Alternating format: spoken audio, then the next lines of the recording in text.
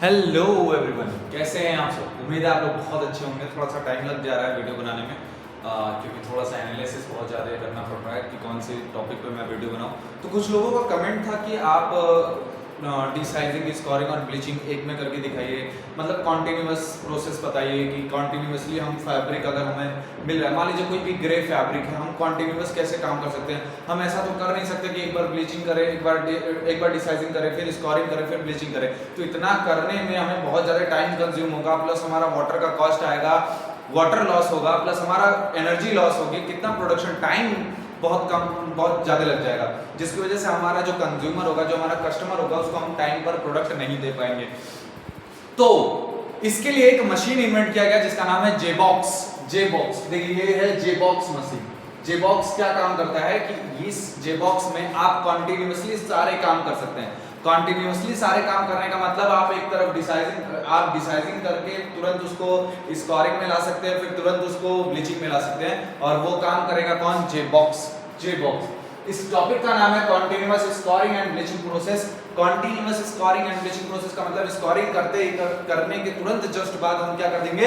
Bleaching कर देंगे of the fabric. ठीक है, तो अब इसको समझते हैं कि कैसे करते हैं, कैसे नहीं करते हैं, इसको समझते हैं। पहली चीज ये है कि इसमें जो हमारा जेबॉक्स दिख रहा है, जेबॉक्स देखिए आपका कुछ ऐसे टाइप का होता है। मैं इसमें सारी चीजों को बताता हूँ। जेबॉक्स जो होता है ना, ये जो जेबॉक्स है, ये जो जेबॉक्स है, ये इसके पीछे ना ग्लास फाइबर के इंसुलेटर लगे होते हैं। ग्लास फाइबर का मतलब है कि ये जो जेबॉक्स होता है वो हमारा स्टेनलेस स्टील का बना होता है, स्टेनलेस स्टील का बना होता है, और ये किनारे किनारे किनारे मतलब उसके चारों तरफ ना ग्लास फाइबर बने होते हैं, जिसमें से हीट हमारा बाहर नहीं निकल सकता। और इसमें हम वाटर का less amount of water used, कम से कम अमाउंट ऑफ वाटर यूज होता है। इसमें तो स्टीम यूज होता है। स्टीम मतलब एकदम गर्म गर्म जो स्टीम, भाप जो होते हैं, उनसे हम इसका डिसाइजिंग और स्कोरिंग और ब्लीचिंग प्रोसेस करते हैं। ओके, तो समझते हैं इसमें कि सबसे पहले होता क्या है जेबॉक्स, और दूसरी चीज हम कौन कौन सा इंग्रेडिएंट इसमें मिलाएंगे कि हमारा डिसाइजिंग और ये कैसे हो जाएगा। चलिए बात करते हैं। सबसे पहले देखिए, आपका जो भी फैब्रिक होगा, जो भी ग्रे फैब्रिक होगा, ग्रे फैब्रिक को, अभी मैं ये फैब्रिक का नाम नहीं ले रहा हूँ कौन सा फैब्रिक है, डिसाइज्ड है या स्कोरिंग है या ब्लीचिंग है, कुछ भी ऐसा नाम नहीं ले रहा हूँ। ये आपका फैब्रिक है। फैब्रिक के बगल में लगा हुआ स्क्वीजिंग रोलर। स्क्वीजिंग रोलर वो होता है कि जो एक्सेस अमाउंट ऑफ वाटर या फिर केमिकल को रिमूव कर दे। ठीक है, एकदम गार देना, उसको बोलते हैं स्क्वीजिंग। तो फैब्रिक और स्क्वीजिंग रोलर लगा हुआ है। जैसे हम फैब्रिक को लेकर आते हैं, उसके बाद हमारा जो नेक्स्ट कंपार्टमेंट है वो हमारा सैचुरेटर। सैचुरेटर का मतलब केमिकल। क्या आप करना चाह रहे हैं? डिसाइज करना चाह रहे हैं, या फिर स्कोरिंग करना चाह रहे हैं, या फिर ब्लीचिंग करना चाह रहे हैं। तो इसमें से हम फैब्रिक को ऐसे एंटर करवाते हैं, फिर यहाँ पे स्क्वीज करवाते हैं। स्क्वीज इसलिए करवाते हैं कि एक्सेस अमाउंट ऑफ केमिकल निकल जाए, जो भी बहुत ज्यादा अधिक मात्रा में जो इधर उधर गिरने वाला है वो केमिकल निकल जाए। फिर इसके बाद ये है pre heated chamber. Pre heated chamber मतलब है कि हम थोड़ा सा फैब्रिक को हल्का सा धीरे धीरे गर्म करते हैं। तो धीरे धीरे गर्म करते हैं, तो ये हमारा धीरे धीरे इसमें से पास होता है। ये हमारा पूरा ये पैक है, ये समझ लीजिए, मैं बता दे रहा हूँ पहले, ये पूरा मशीन पैक है। ये आपको क्रॉस सेक्शनल व्यू दिख रहा है, क्लियर। तो अब हमारा फैब्रिक यहाँ से एंटर होता है, ये हमारा गाइड रोलर है। गाइड रोलर के बाद हमारा आता है प्लेटर में। प्लेटर क्या काम करता है? सांप देखा है, सांप ऐसे ऐसे चलता है ना, तो प्लेटर जो होता है, प्लेटर क्या काम करता है? जो हमारा फैब्रिक होता है, फैब्रिक को इस फॉर्म में करता है। इस फॉर्म में मतलब ये जो फॉर्मेशन है, इसको बोलते हैं पाइड फैब्रिक। इसको क्या बोलते हैं? Pied formation. ये हमारा जो फैब्रिक ये एंटर कर रहा है ना, ये किस फॉर्म में? पाइड फैब्रिक में पाइड का फॉर्मेशन हो रहा है। तो पाइड फॉर्मेशन में हमारा जो फैब्रिक है वो इंटर होता है, और इसमें हमारा स्टीम प्रोवाइड होता है। स्टीम का मतलब हीट जनरेट हो, हीट प्रोवाइड किया जाता है, जिसकी वजह से जो हमारा डिसाइज जो हमारा साइज होता है वो रिमूव हो जाएगा। जो हमारा जो स्कोरिंग में जो डर्ट वगैरह होते हैं वो सब इसमें क्या हो जाएंगे? रिमूव हो जाएंगे। फिर हमारा ये इसमें मैं बताता हूँ इसमें टाइम टेम्परेचर क्या होता है। इसके बाद हमारा जो जेबॉक्स है, जेबॉक्स इस गाइड रोलर से फिर हमारा वॉशिंग चैम्बर में आता है। वॉशिंग चैम्बर में सबसे पहले फैब्रिक को हम हॉट वॉश करते हैं, फिर उसके बाद कोल्ड वॉश करते हैं। अब मान लीजिए कि हम पहले डिसाइज करना चाहते हैं, तो डिसाइज करने के लिए सबसे पहले यहाँ पर आपका ग्रे फैब्रिक होगा। कौन सा फैब्रिक होगा? Grey fabric. ग्रे फैब्रिक के बाद हम स्क्वीजिंग रोलर में ले जाएंगे, जो भी वॉश किया होगा। तो ग्रे फैब्रिक के बाद हमारा सैचुरेटर में कौन सा केमिकल यूज होगा? डिसाइज्ड केमिकल। डिसाइजिंग केमिकल। कौन सा केमिकल? डिसाइजिंग केमिकल। डिसाइजिंग केमिकल इसमें एंटर होगा। ये हमारा स्क्वीजिंग रोलर है, फिर थोड़ा सा हीट प्रोवाइड करेंगे। फिर हमारा गाइड रोलर के बाद हमारा जो फैब्रिक है वो किस फॉर्म में आएगा? पाइप फॉर्म में आएगा। देखिए पाइप फॉर्म में, मतलब जेबॉक्स ऐसा होता है कि जे की तरह दिखता है, इस वजह से इसका नाम जेबॉक्स है। और इसमें फैब्रिक को ऐसे रखते हैं, लपेट लपेट के ऐसे ऐसे, क्लियर है। तो लपेट लपेट के जब रखते हैं तो अधिक मात्रा में इसमें क्या आएगा, क्लॉथ आ जाएगा। तो अब हम इसको एंटर करवाते हैं, फिर उसके बाद एंटर करवाने के बाद फिर वॉश करते हैं। अब इसका टाइम और टेम्परेचर देख लीजिए। देखिए जेबॉक्स के अंदर जो इसका टेम्परेचर होता है, जेबॉक्स के अंदर जो इसका टेम्परेचर है वो होता है 100 डिग्री सेल्सियस से 105 डिग्री सेल्सियस, 100 डिग्री सेल्सियस से 105 डिग्री सेल्सियस तक हम इसमें टेम्परेचर दे सकते हैं मैक्सिमम। और इसका जो टाइम है, बस आपको मैं एक चीज बता दे रहा हूँ, इसमें जो मैक्सिमम टाइम लगता है वो 1.5 घंटा लगता है। कोई भी काम कर लीजिए 1.5 घंटा, अधिक से अधिक 1.5 घंटा। 60 से 90 मिनट में आपको सारे काम ये करके दे देगा। 60 से 90 मिनट में आपको सारे काम करके ये दे देगा। ठीक है, अब देखिए मैं बता दे रहा हूँ इसमें क्या क्या इंग्रेडिएंट का यूज होता है। देखिए सब कुछ समझ में आ गया होगा। अब मान लीजिए कि आपको करना क्या है, आपको इसको पहले तो आपको डिसाइजिंग करना है, फिर देखिए यहाँ पे पहले आपको डिसाइजिंग करना है, फिर स्कोरिंग भी करना है, फिर ब्लीचिंग भी करना है। तो हम क्या करते हैं कि एक मतलब जो इंडस्ट्री होती है, इंडस्ट्री इन जेबॉक्स अपना इंडस्ट्री की सेटल करती है अपने इंडस्ट्री में। और ये क्या करती है, देखिए सिंपल सी बात है, क्या करती है पहले एक जेबॉक्स बनाती है। एक जेबॉक्स बनाएंगे डिसाइज के लिए, मतलब एक जेबॉक्स हो गया डिसाइजिंग के लिए, दूसरा स्कोरिंग के लिए, तीसरा ब्लीचिंग के लिए। देखिए जो भी हमारा फैब्रिक होगा, फैब्रिक इंटर होगा पहले जेबॉक्स में, जिसमें क्या होगा डिसाइजिंग होगा। फिर हमारा यही फैब्रिक इंटर होगा दूसरे वाले जेबॉक्स में, जिसमें क्या होगा स्कोरिंग होगा। फिर हमारा यही फैब्रिक किसमें आएगा, तीसरे वाले जेबॉक्स में, जिसमें क्या होगा ब्लीचिंग होगा। तो जितना आप काम करना चाहते हैं, जैसे मान लीजिए आप डिसाइजिंग, स्कोरिंग और ब्लीचिंग करना चाहते हैं, तो आपको कितने जेबॉक्स की जरूरत होगी, 3 जेबॉक्स की। और जो तीनों जेबॉक्स होगा, देखिए जो डिसाइज वाला होगा, ये जो डिसाइज वाला होगा ये इधर बगल में लग जाएगा, ये हमारा स्कोरिंग हो गया, और ये हमारा नया एक ब्लीचिंग लग जाएगा। मतलब इसी टाइप का जो हमारा फिगर है, ऐसा ही 3 बना देंगे तो हमारा डिसाइजिंग, स्कोरिंग और ब्लीचिंग तीनों लगातार हो जाएगा। अब इसमें क्या क्या यूज होता है वो समझ लेते हैं। पहले हमारा डिसाइजिंग, तो डिसाइजिंग के लिए हम सबसे पहले HCl और H2SO4 का यूज कर सकते हैं। आप HCl और H2SO4 का जो मात्रा है वो है 0.5 to 1%, आधे से 1% तक आप H2SO4 इस केमिकल में मिलाइए। ठीक है, टेम्परेचर आप 100 to 105 डिग्री सेल्सियस इसमें ले सकते हैं। टेम्परेचर आप 100 to 105 डिग्री सेल्सियस, मैंने बताया था इसमें टेम्परेचर आप 100 to 105 डिग्री सेल्सियस ले सकते हैं। और टाइम आपका 60 से 90 मिनट है। एक चीज मैं बता देता हूँ, जब आप एसिड डिसाइजिंग पढ़े होंगे तो एसिड डिसाइजिंग में आप जानते होंगे कि हम एसिड का यूज करते हैं, लेकिन उसमें जो टाइमिंग होती है वो होता है 4 से 5 घंटे। 4 से 5 घंटे आपके पास टाइम नहीं है, तो 4 से 5 घंटे को टाइमिंग को मैंने कम कर दिया कितने घंटे में, 60 से 90 मिनट में। कब, जब हमने इसका क्या बढ़ा दिया, टेम्परेचर बढ़ा दिया। तो यहाँ पे डिसाइजिंग आप इतना कर सकते हैं। फिर डिसाइजिंग का प्रोसेस होने के बाद आप इसको हॉट वॉश कर लीजिए, हॉट वॉश के बाद इसको कोल्ड वॉश कर लीजिए, फिर इसके बाद ये घूम कर फिर इधर आ जाएगा।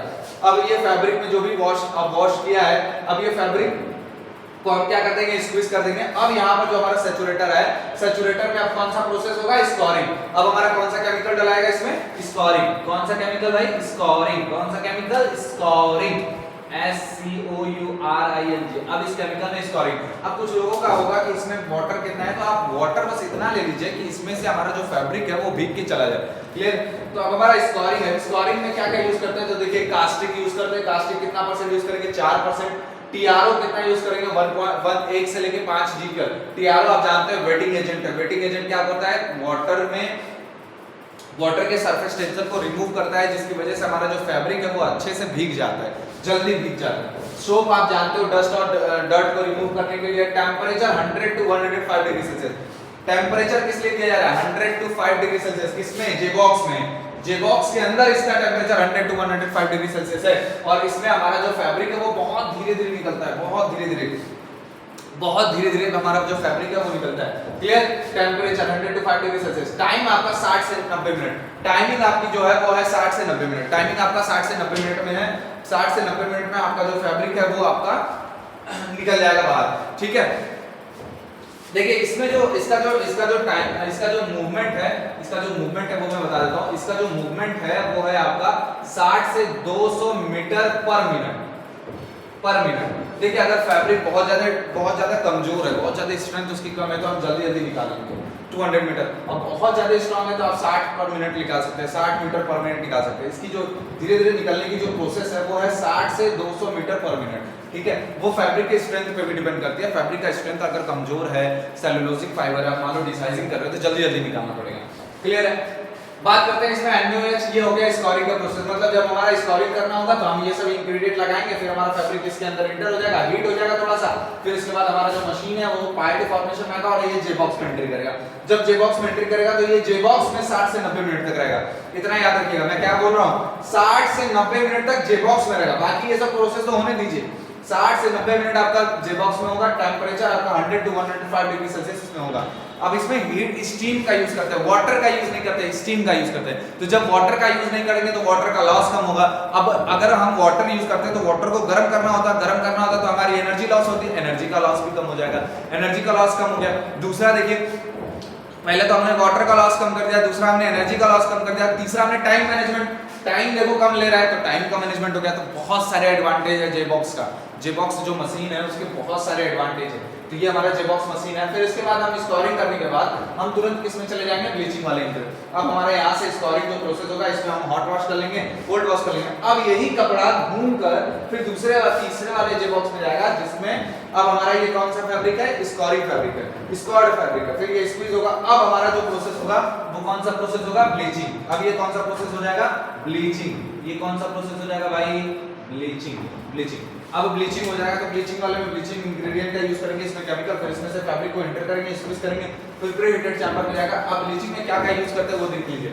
ब्लीचिंग में आप H2O2 मतलब hydrogen peroxide are called universal bleaching agent. हर चीज में काम आता है, हर फैब्रिक पे, हर फाइबर्स पे H2O2 कर सकते हैं। H2O2 2 से 8% लेते हैं, इसमें जो मिला रहे हैं वो क्या है, NaOH 0.4 to 0.6%। बहुत कम मात्रा में NaOH भी ले लेते हैं, जो भी डस्ट है या फिर जो हमारे ऑयल्स वगैरह होते हैं, कुछ क्वांटिटी में अगर नहीं निकल पाए तो हम NaOH ले सकते हैं। Sodium silicate Na2SiO3, sodium silicate क्या करता है कि H2O2 बहुत तेजी के साथ मतलब निकलता है, तो बहुत तेजी के साथ निकलेगा, उसकी क्वांटिटी को कम करता है। मतलब कि भाई तुम धीरे धीरे निकलो, धीरे धीरे काम करो उस फैब्रिक पे, बहुत तेजी के साथ काम करता है तो वो बोलता है कि नहीं नहीं धीरे धीरे काम करो। फिर हमारा सोडियम कार्बोनेट सोडा एस, जो हमारा क्या काम करता है, सोडा एस क्या करेगा, उसके जो डस्ट पार्टिकल होंगे और पीएच को मेंटेन करने के लिए हमारा सोडियम कार्बोनेट यूज करते हैं। पीएच हमारा 10.3 to 12 होना चाहिए। जब हम कभी भी H2O2 से ब्लीचिंग कर रहे हो तो हमारा जो पीएच है वो 10, 10.5 से लेके 12 तक में हो जाना चाहिए। टेंपरेचर आपका 100 टू 105 डिग्री सेल्सियस। मैंने पहले ही बताया कि जे बॉक्स के अंदर अगर एंट्री कर दिया तो आपका टेंपरेचर 100 टू 105 डिग्री सेल्सियस हो जाएगा। टाइम आपका 60 से 90 मिनट, मैंने पहले बताया 60 से 90 मिनट में आपका फैब्रिक कंप्लीट हो जाना चाहिए। ये है आपका continuous desizing, scouring and bleaching process. मैं बोल रहा हूं, जो बोल रहा हूं वो सुनिए, continuous desizing, scouring, bleaching process. Scouring and bleaching process मतलब इसमें तीनों कर सकते हैं आप, इस desizing, scouring and bleaching process कर सकते हैं इस जे बॉक्स मशीन में।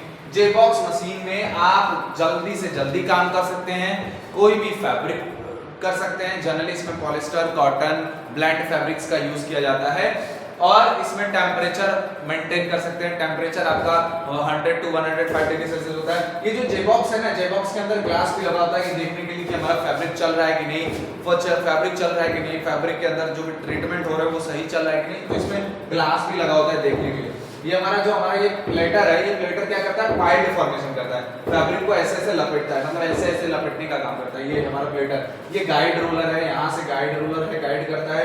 फिर उसके बाद ये हमारा स्क्वीजिंग रोलर है, आप तो जान ही रहे हो यहाँ पे। फिर हमारा ये गाइड रोलर है, ये किसमें जाता है, हॉट वॉशिंग चैम्बर में, और फिर कोल्ड वॉश होता है।